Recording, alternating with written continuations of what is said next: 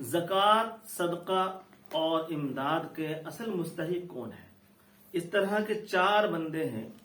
قرآن کریم کی 3 پارے کی آیت ہے، للفقراء الذین احصروا فی سبیل اللہ لا یستطیعون ضربا فی الارض یحسبهم الجاہل اغنیاء من التعفف۔ صدقہ ان فقیروں کے لیے ہے جو اللہ کی راہ میں گھیر دیے گئے، جو زمین میں چل نہیں سکتے، یعنی دین کے کام میں مشغول ہیں کہ وہ کما نہیں سکتے۔ صدقہ ان فقیروں کا حق ہے، جیسا کہ مدرسے کے طلبہ جو دین کے کاموں میں مشغول ہیں، جو اگر وہ اپنی پڑھائی چھوڑ کر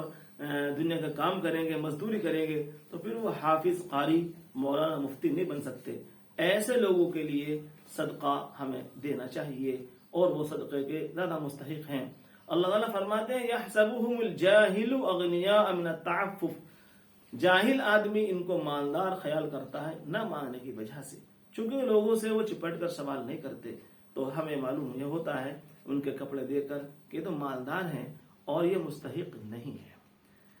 حدیث پاک کے اندر دوسرا نمبر وہ شخص آیا ہے کہ ایسا قرضدار جو قرضے میں دب جائے اور قرض ادا کرنے کی طاقت نہ رکھتا ہو، وہ بھی اپنے قرضے کی ادائیگی کے برابر سوال کر سکتا ہے اور پھر وہ اپنے مانگنے سے رک بھی جائے، تو ایسے آدمی کو آپ زکوٰۃ، صدقہ اور امداد دے سکتے ہیں۔ یہ حدیث صحیح مسلم شریف میں موجود ہے۔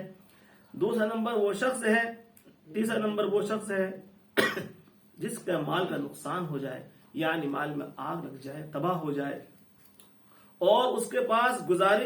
گزارا مشکل ہو جائے۔ ایسا شخص بھی اپنے نقصان کے بقدر مانگ سکتا ہے، لیکن شرط یہی ہے کہ وہ اس کے نقصان ہونے کے بعد اس کے مال میں اس کا گزارا مشکل ہو جائے۔ چوتھا وہ شخص جسے فاقہ ہو جائے، یعنی اس کے پاس کچھ بھی کھانے کو نہ رہے، تو وہ بھی سوال کر سکتا ہے اور آپ اسے دے سکتے ہیں۔ ایک حدیث پاک جس سے ہمیں غلط فہمی ہوئی ہے وہ یہ ہے کہ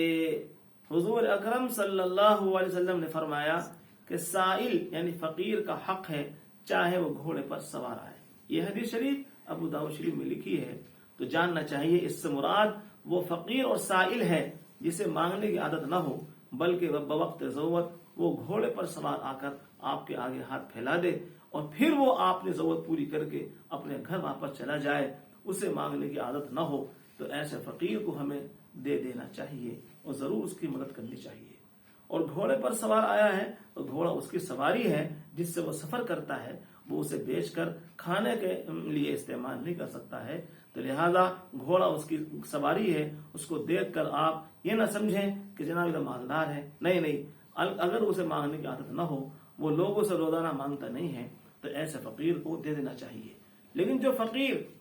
ہمیشہ مانگنے کے عادی بن چکے ہیں، رکشوں میں، سواریوں پر روزانہ گلی کوچوں میں مانگ رہے ہیں، برابر مانگتے ہیں، ہزاروں گھر روزانہ گھومتے ہیں وہ، تو ایسے فقیروں کو دینا ناجائز اور حرام لکھا ہے، جیسا کہ ہم نے کتابوں کے حوالے بتلایا، فتاوی شامی اور بذل المجہود کے حوالے سے، اور دارالعلوم دیوبند کا جو فتویٰ ہے وہ یہی ہے کہ ایسے لوگوں کو دینے سے گریز کرنا چاہیے۔